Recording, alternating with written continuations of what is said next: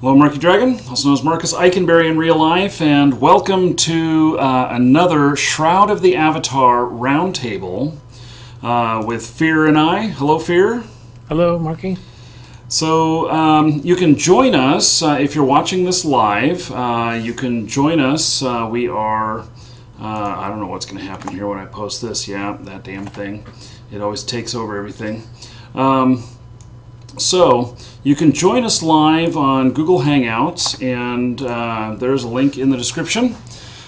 So this is for Shroud of the Avatar, which is a game that I think Fear and I are eagerly anticipating. Yes. Would you say that's the case? I would say that's a correct assessment. Now, remind everybody. Will you tell everybody what Shroud of the Avatar is?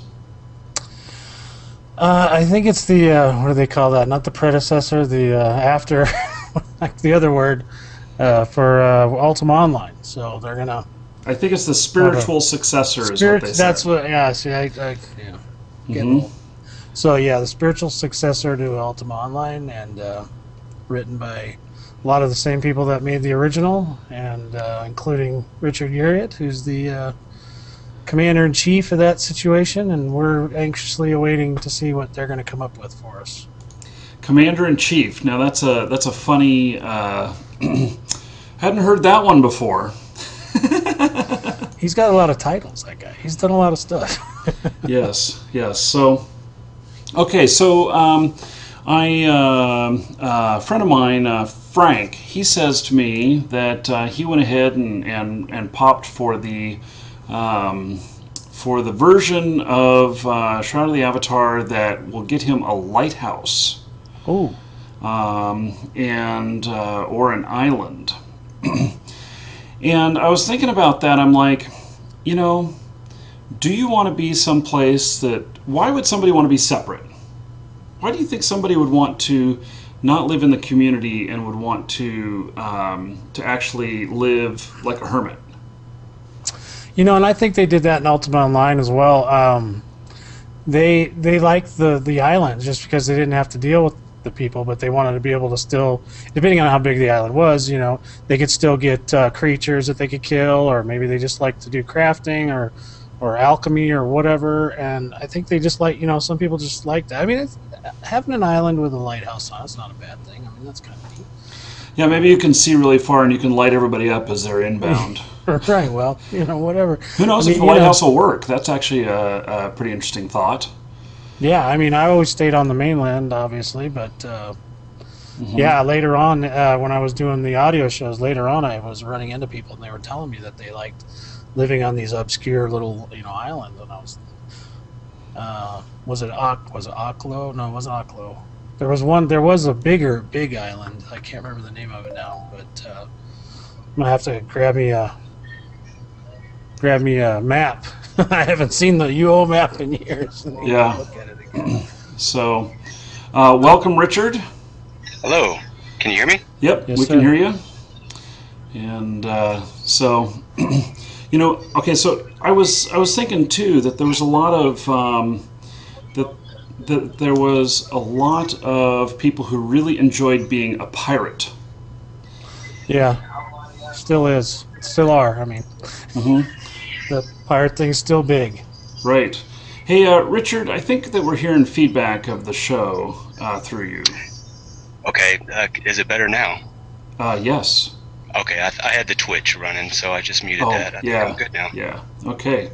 So, Richard, tell us what drew you here. Oh, I'm looking forward to Shroud of the Avatar, and I've been watching your show for a while, so it's a good opportunity to get involved. Mm-hmm.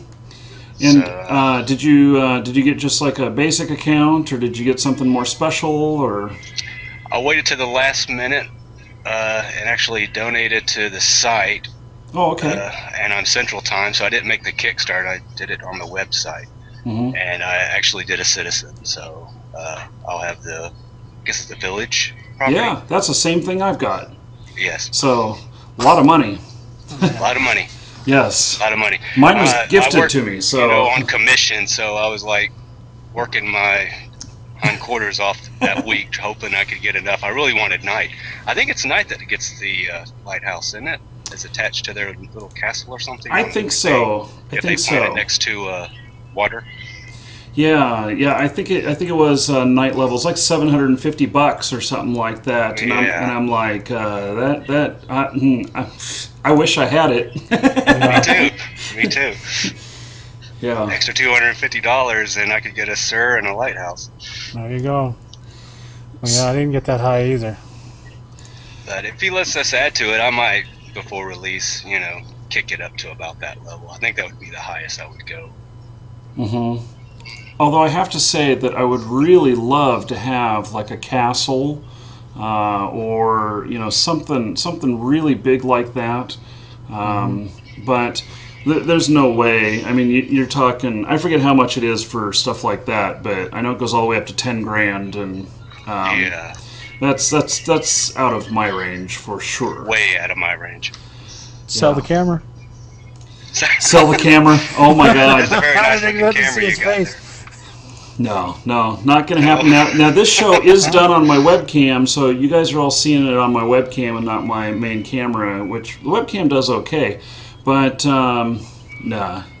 got to be better than everybody else. If you're trying to do stuff as a pro, you got to have some pro equipment. You got to at least look like you know what you're doing, even if you don't. Exactly. I do that all the time. So, did you play Ultima, Richard? Not at all. Not at all. Huh? Not at all. I played some of the stuff on the computer, but Ultima Online, never. I never had a computer at that period in my life that was good enough to run an online game. And when I did, I played Diablo 2. And I played that. And then I think my first real MMO experience would have been EverQuest. Oh. And, I didn't like that. I didn't like that experience. And from there, I quit and went back to Diablo 2 for 3 years until somebody introduced me to Star Wars Galaxies, which I played for a while. You like that one?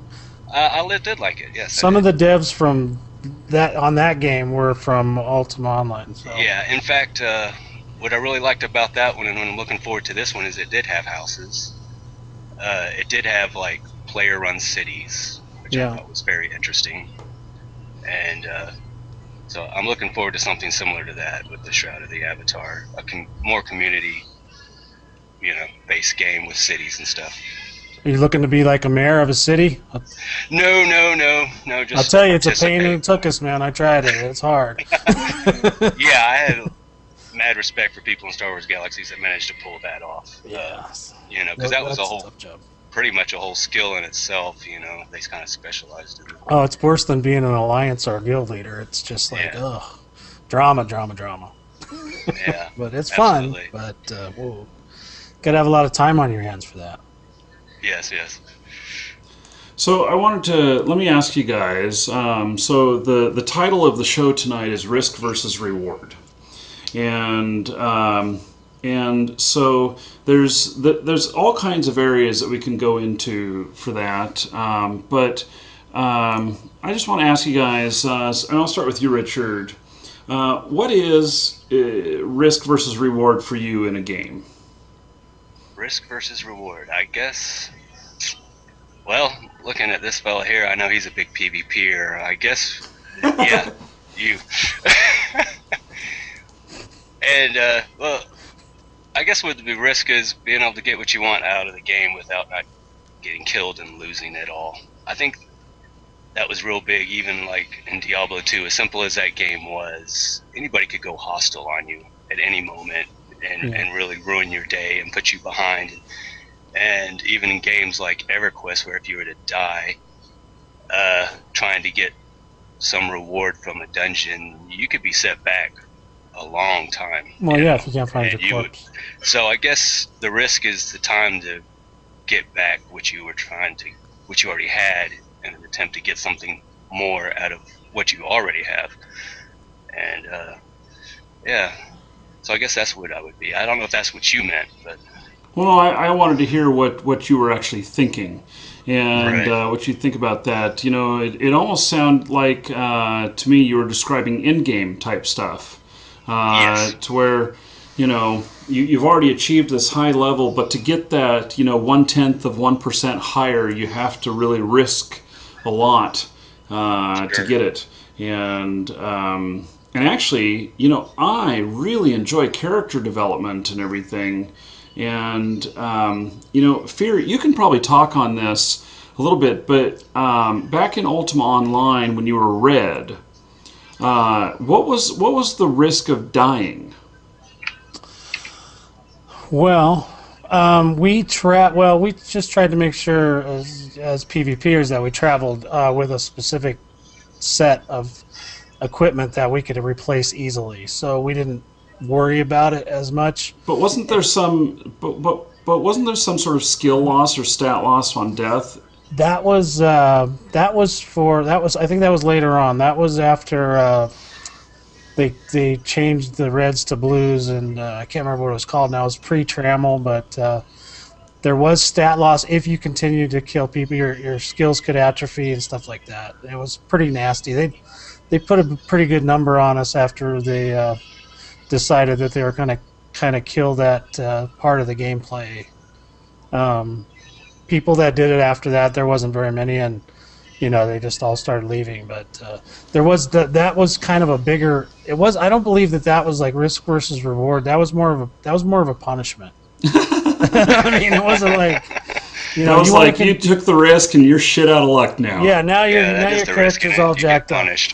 Yeah, so we had to find ways to kill people without losing all our stats, and I remember that was kind of a tough thing. And creative. Yeah. So, okay. Do you, Fear, do you think that if there is no hardcore PKing going on at all, that you're going to have any fun in the game?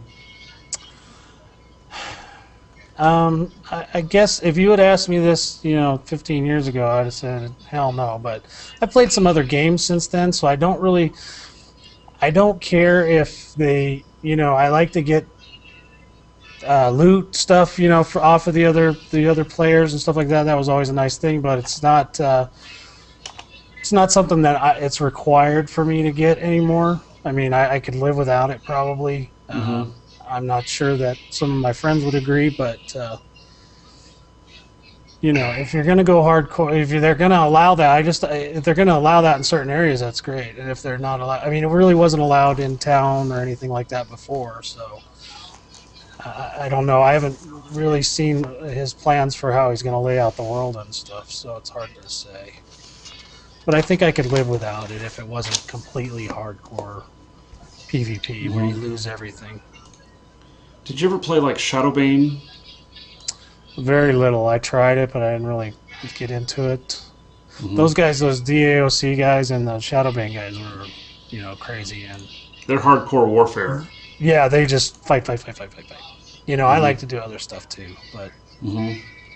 I certainly like to work on my skills and work on my trade and everything, and try and Actually, I don't like to engage all the time against other players. I like to work on my other stuff, which might be, skill building toward all of that. Right. So. Yeah, and I like that too. Just go off on your own and do something else for a while, and then when you're ready to come back and fight, you come back. Hey, I'm going to give a shout out to Sir Frank here. There's a link for you to join us. Get yourself on here. You can talk about the land purchase you made in the game. Yeah. So I'm hanging out with that guy. Yeah. I'm gonna hang out at his lighthouse.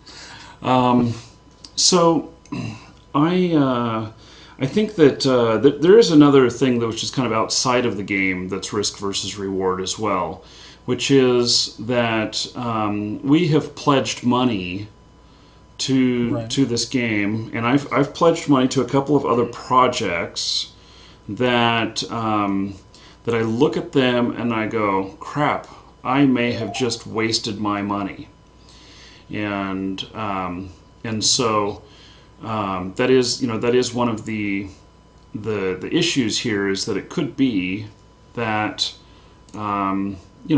there's nothing saying that that they can't try and make the game and I don't know, a freak hailstorm wipes out their building. Yeah. Yeah. Not that hail would wipe it out, but I'm just saying. Whatever. Yeah. Some natural disaster of some sort. Yeah. So.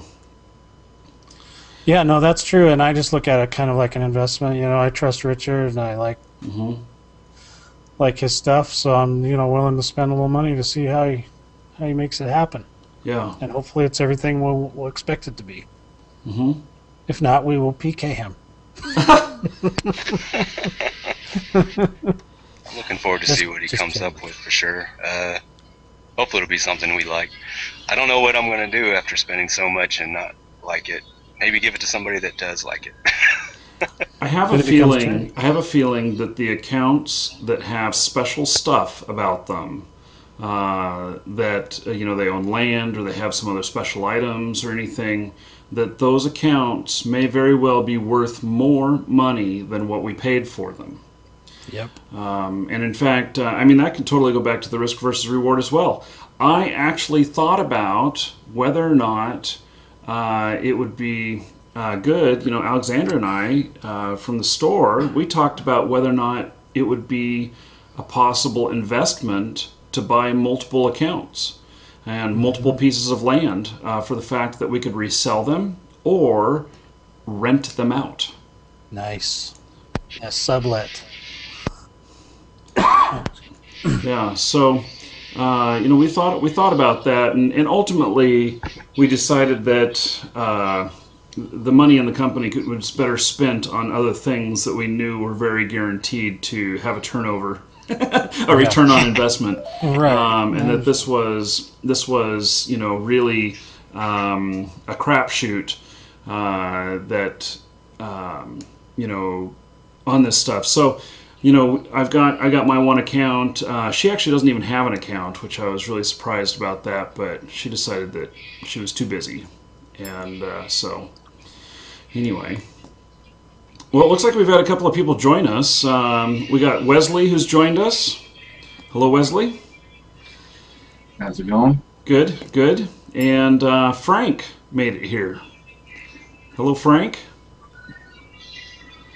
Oh, but we don't hear Frank. So, he can work on that. His microphone set up there. So, like he's driving someplace. Yes, it does look like he's driving. And so Frank, don't type out your message either. Right, that would be like text messaging and driving. Right. Not safe. So Wesley, tell us a little bit about yourself. What draws you to Shroud of the Avatar? Well, I didn't really get into the online gaming until way after Ultima Online came out, and I've dabbled a bit on some of the questionable servers. And it interests me. Third party. Yeah. And it was somewhat entertaining, but I couldn't get past the retro graphics. I don't know. I've gotten spoiled in my old age, and I've always 3D liked graphics means a lot. I've always liked Richard Garriott. I actually was one of the rare people who actually liked Tabula Rasa, even though NCSoft murdered that game. But I like the sandbox element. I've been playing Eve since 2006. Oh wow! And I love the whole sandbox thing. And I don't know, just watching the videos and seeing Richard Garriott, he just seems like a rather genuine guy, and like he could make a good game, so I figured I'd support it at the very least. And the only thing that concerns me so far about this game is the fact that people are able to buy the property, and that there's a possibility that all of the property may be bought before the game even launches. And so far, that's the only thing that's concerned me about it. So. Now, were you able to get any property? Were you able to afford that? It was a bit out of my price range. Yeah. I think that is. I think that that's true for most people, and so we're going to have to earn it in game, and I was concerned about that too. Well, what concerned me is Richard Garriott said that there's a very real possibility that there won't be any land available when the game launches, and he said that he doesn't know if they'll add more in the near future. So, I mean, if someone already owns all the land, I mean, how are we going to be able to earn it? And then also with, they're saying you could play single player, but they've also stated that if you play single player, it syncs with the multiplayer. So if someone else owns the property and you're playing single player, does that mean the property is not available in your single player game? I would bet that the single player game may have property zones or something like that that are just for the single player environment, so that you can live in whatever town you want, or you can even upgrade all the way up to a castle or whatever. Yeah. I'll bet you that there's some like NPC run houses and everything that are that would be the housing spots that you would take over in the single player game. Yeah. Am I on yet? Yes. Hello, Frank. Hi, how you doing? Good. They had a dead chat where they talked about the villages and the cities would have some designated NPC housing and buildings, and then sprinkled in amongst them would be player housing. Mm-hmm. Okay. And then, so I would go in and buy a plot, and the next time my computer shared with the server, that plot would become occupied on everybody's shard with my house. Yeah, and that's what I heard. Yeah. Okay, well, now whether your game has to sync with online or not is, I don't know. I mean, they haven't really been too clear about that. So. Well, I do know that that Richard is very committed to making a great single player environment as well. So, hey Frank, we got you need to mute your mic while you're not talking, because we're getting feedback. Either that, or you need to hear through the headset, not your speakers. So, anyway.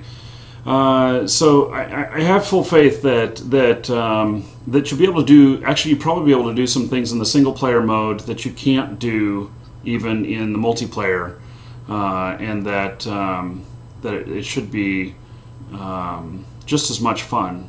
So he's very committed to that. Yeah.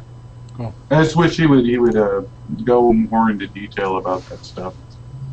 I think there's a lot of it that is just up in the air that you just don't know while you're, this early in development. I mean, we're still a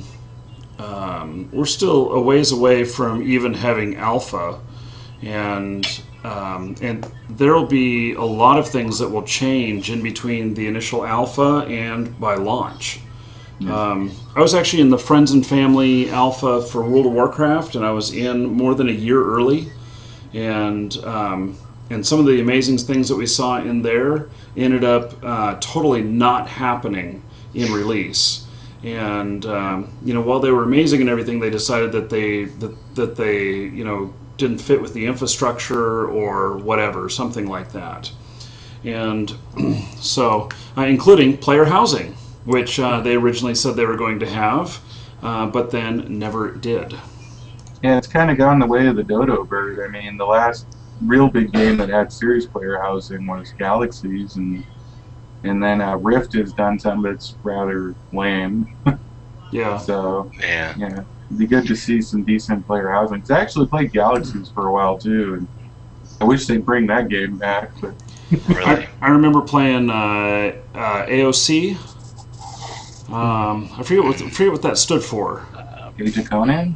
No, it was something else. It was before that. DAOC? No, I thought it No, was Dark Age of Camelot. Anyway, I don't remember what AOC stood for, but they were one of the new games that had player housing. And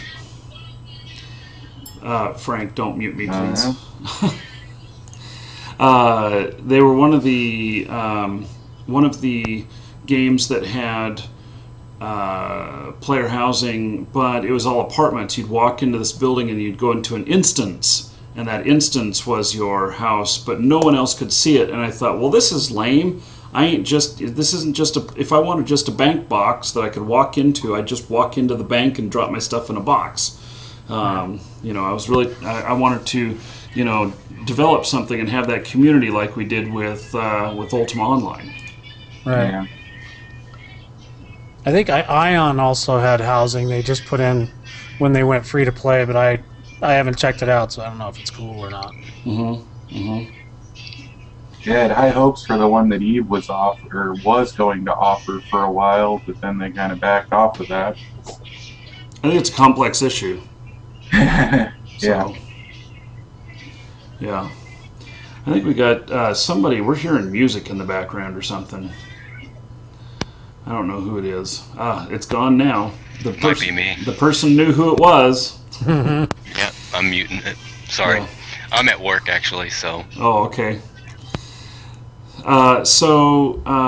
We have a couple more people that have joined us. We have Mike Holiday. Hello, Mike. Hi, how are you? Doing well. So, are you a backer for Shroud of the Avatar? Uh-oh. No, I'm just kind of listening. Oh, you're So just hanging out, just finding a chat that's going on. Yeah. Okay. You guys seem to be more intelligent than the other chats. So... Well, hang around. We'll fix that. Well, we're just a whole bunch of geeks. So. Yeah.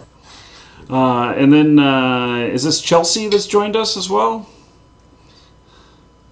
No? Okay. Not responding to the name Chelsea, even though that's what name appears under him. Okay. So, what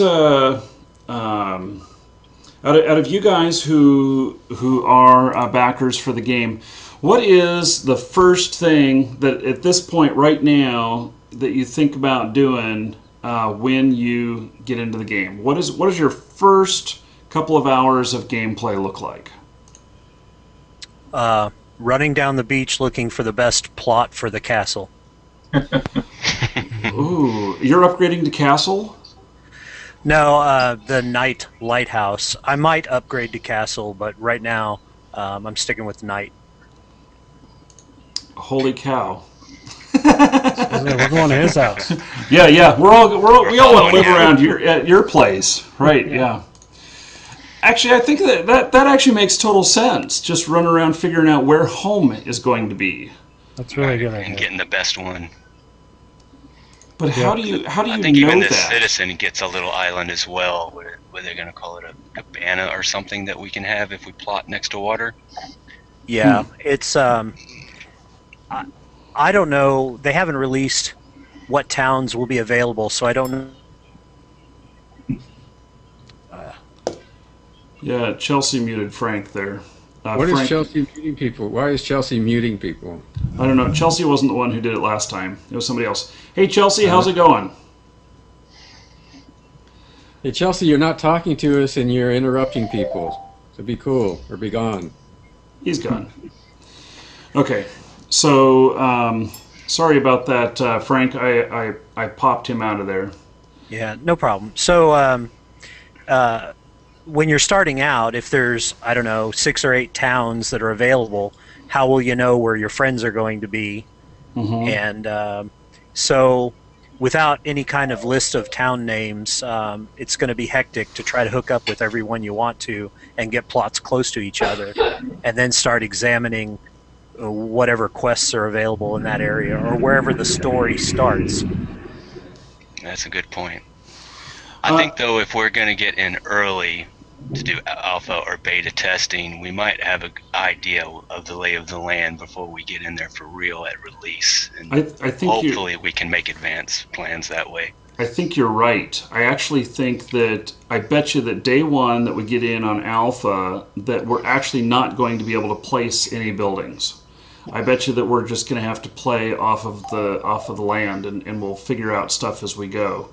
But I actually think that in alpha that might be kind of a well, actually, didn't they say that there was going to be that people were going to stake claims, and then the earlier claim or the earliest highest level claim would actually get the piece of property?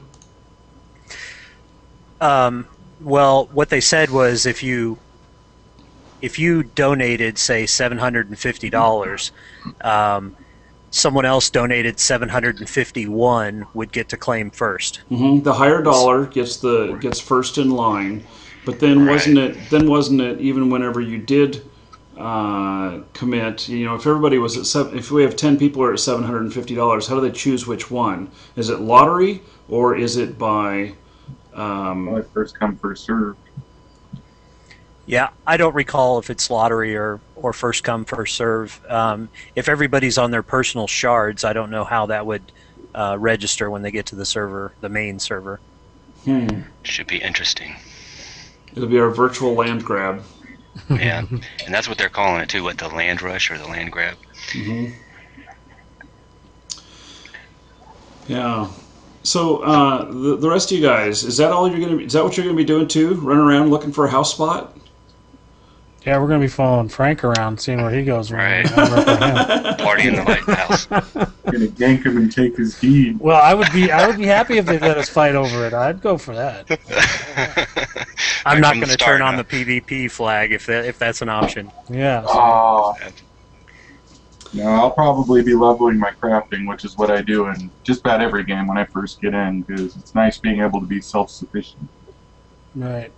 Well, now when we talked to Richard last week, he said the player versus player guys aren't going to have to get a job, so I want to see how that works out. Because I always hated having to be a tailor while I'm, running, make your pants and then I kill you in them, Well, the only problem with that is, Here, let me sell you these red pants so that I can fix see you that. better running through the forest. Yeah, I can get that blood out, no problem. Yeah. Now, as Richard said, whether it's going to be a full loot game, or It can be a what? is it going to be a full loot game, like you kill someone, everything they have on them drops, like in That's Ultima? undecided. Yeah, I think that is undecided. I think he said there was going to be some looting, but I don't know. They didn't put me on the board for that, so you're lucky. Well, the problem with that is if it's not a full loot game, then the PvPers are going to have a problem if they don't level their crafting and whatnot. I think some will, but yeah, it's still TBD. I don't know. I don't know what he's got in mind. I guess I'll try and ask him that next time if he pops in on us. Mm-hmm. He probably won't pop in tonight because I didn't tell them we were doing the show tonight. Oh, you were stealthing it. Well, this may sound kind of odd, but when one of them shows up, it doesn't so much. It's a different feel to the whole thing, and it isn't necessarily our honest opinions. It's like, oh, hey, I've got this one idea, whether or not it's on topic with the subject or not. I got this one idea that I really want to express, and so I actually don't want them here every show. Well, how often do you get the chance to speak to someone like Richard Garriott? I mean, come on. Oh, no kidding. I mean, that's a thrill, and but at the same time, I do want to. I want to be able to talk in a different mode. I want to talk without mom and dad here. Right. So we can talk about them. Yeah. When Richard's there, you don't know whether to bow or what do I got to do right now? Yeah, I mean, the guy is the king of the nerds. Yeah. I mean, he's been to outer space. He created the first MMO. You got to show some respect to that guy. Something. So beyond actually finding a plot of land, I think that if it is that it's a land grab the first hour that we're in to all go stake our claim, then myself being a merchant, I am probably going to go to where I think is going to be the most player-friendly crossroads I can find, the most high trafficked player-friendly crossroads I can find. And if I can't determine that any place is good like that, then I'm probably going to head to hostile territory, like a PvP area, and find a PvP town where the resources are really good in the area, and so then I will specialize in selling wares to the people who cannot get into a normal town for whatever reason. That's definitely some risk. That's a pretty smart idea. The PKs are smart though. If they got a guy like Marky around, they're going to keep him safe because he's got good stuff. Well, I seem to remember a story about them putting a portal in his house and yanking him and stealing all his stuff before. So.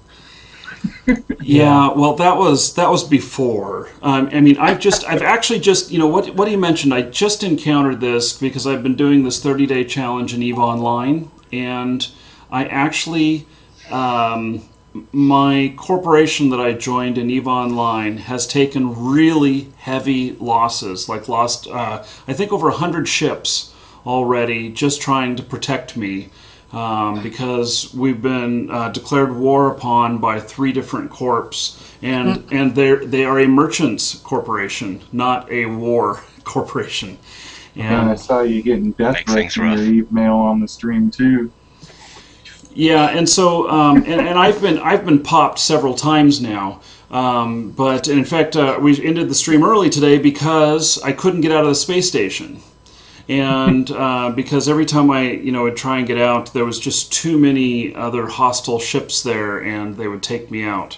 And that's the whole thing, is that they're trying to help out and to protect, but it's really stretching them to their limits, and they've had to now spend dollars or currency in the game to hire other corporations to help defend.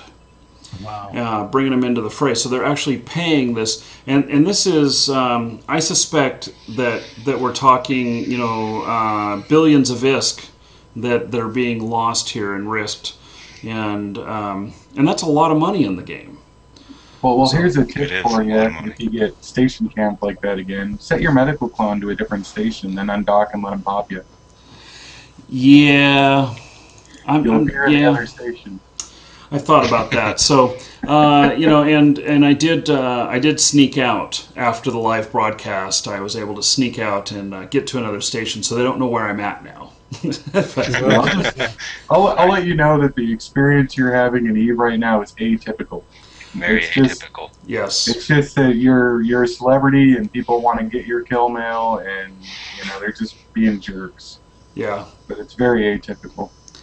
So, but back to that, I think that there's if I'm in a PvP zone, that there may be a lot of warring going on around me, or a lot of just one-on-one type stuff.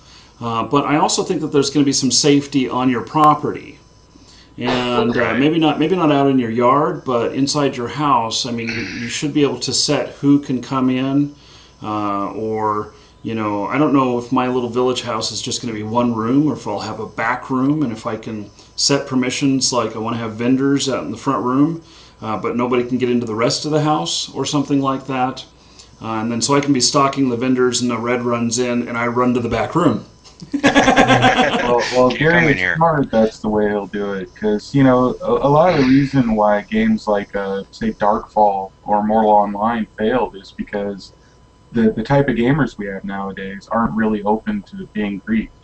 People will, there's a lot of griefers out there who just purposefully go out there and target noobs, and then the noobs die, they get killed, and they're like, well, screw this game, and they leave.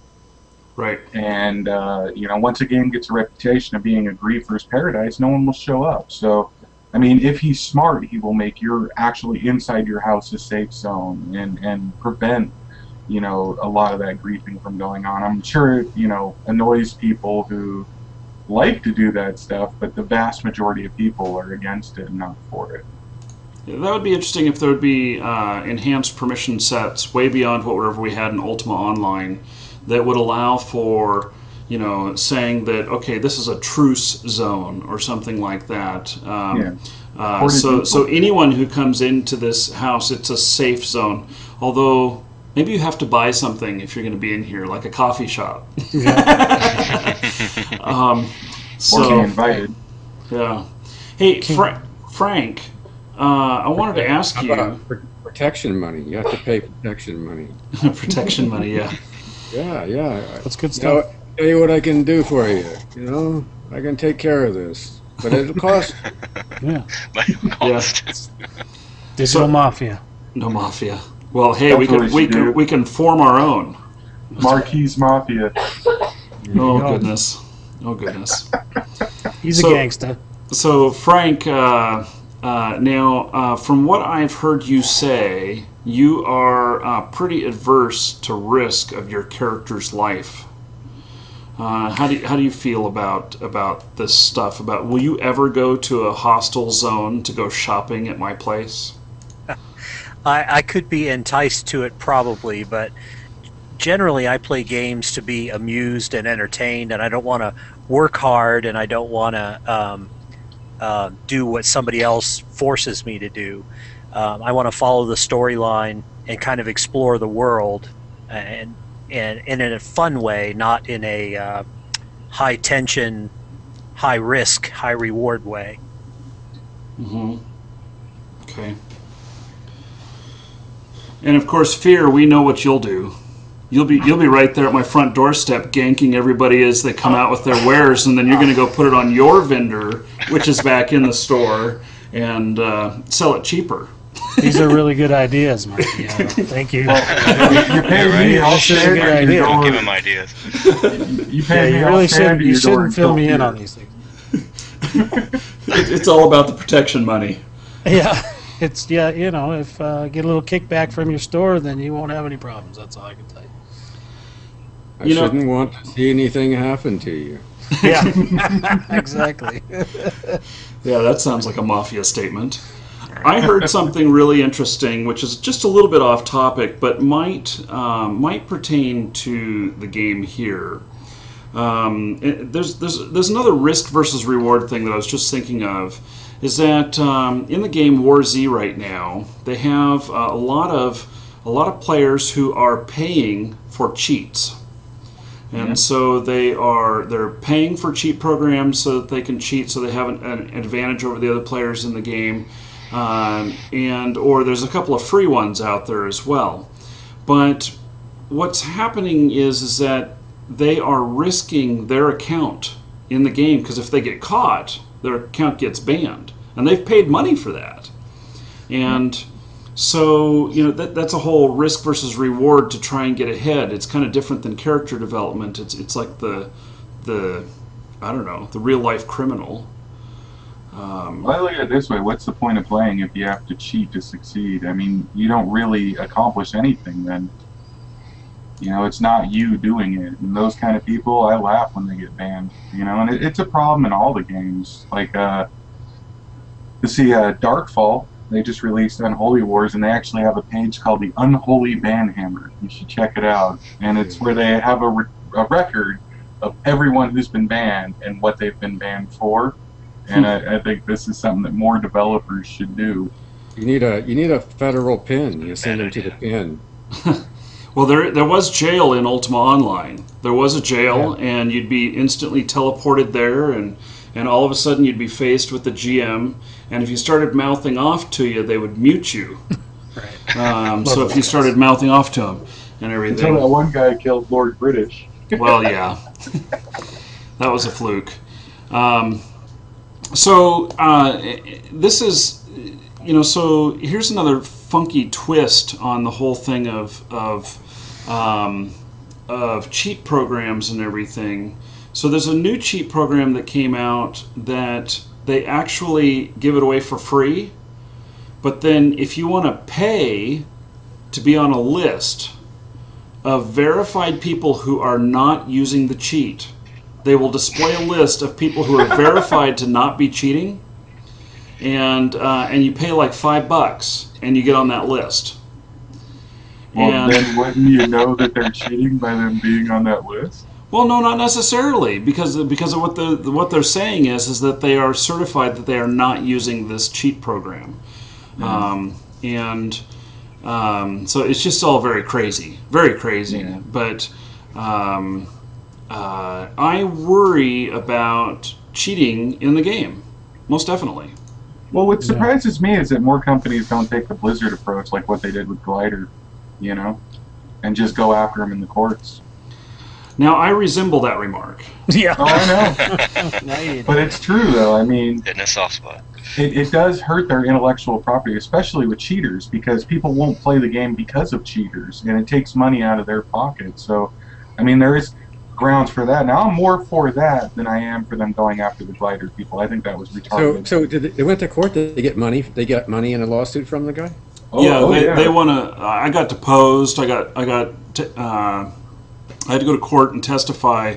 Cost me about $20,000 in lawyer fees for one day in court. And I had to turn over, I think, about 20,000 customer records. And then they got a $6 million judgment against the maker of the application. So That'll slow them down. yeah. Which is why I'm surprised, with the precedent that was set by that, more of those companies don't go after the cheaters in that respect. Now, like I said, I think it was stupid going after Glider, but going after the actual cheaters, that makes more sense, because they do ruin the game for everyone else. Yeah, that sounds good. I think a lot of times in that situation, they're going to go after the common denominator, which would have been Glider. That's probably where the big money was. They're the ones getting the money off of the program. If you stop it at the source. Ones. Yeah. Yeah. So I would, I guess, implore Portalarium, who's making the game here, that they didn't mention anything whatsoever in any of the Kickstarter campaign stuff, any of the levels of what level of anti-cheat they would put in if we hit certain goals. All right. Well, yeah. I do remember him saying that if your client was modified in any way, like if it was, like they had a way of verifying like what was with your client, and if it was modified, you wouldn't be able to get online. Right. Yeah. And they said that they would allow people to modify their clients if they wanted to just stay playing offline. Yeah. So, yeah, that is interesting. There is more than likely going to be some form of anti-cheat, but like in a game like I'm spacing Shroud of the Avatar. I mean, it's not going to have cheats like in War Z, where aimbots and stuff. So it's going to be people duping and stuff like that, and they have pretty good controls for duping now. Like in Eve, every item that's created has an ID number that's associated with it. And if you were to dupe the item, it would dupe the ID number, and then when it makes a call to the database, it goes, oh, there's 2 of this item, and then it gets rid of the second item and then flags your account. So, I mean, it's not that hard to implement that nowadays. So, they're going to at least have something like that now. The technology these days is way more sophisticated than it ever was with Ultima Online. So. Yeah, the big jump was the 64-bit, because when you have millions and millions and millions of items in a game, eventually you run out of ID numbers. But with 64-bit, it's like infinite numbers, almost. So more than any game could ever use. Can I ask kind of a complicated question? Because I actually involved in something that's not gaming, but it has a kind of application in the gaming. We have something, I run a mission agency, and it's mostly in India. It's really global. It runs on the internet, and we do something that's called Cascade Community. Cascade, it's called Cascade Ministry.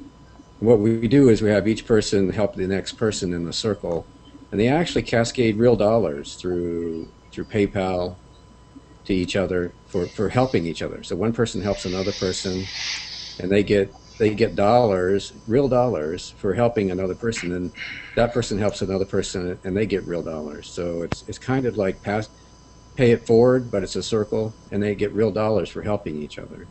So in your world, is there a market for one person helping another person do something? Yeah.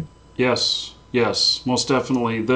These video games replicate real life in many ways. Well, I have a new institution in the world, and I invented it as far as I know, which is called Cascade Ministry. For here, I'll just call it Cascade Community.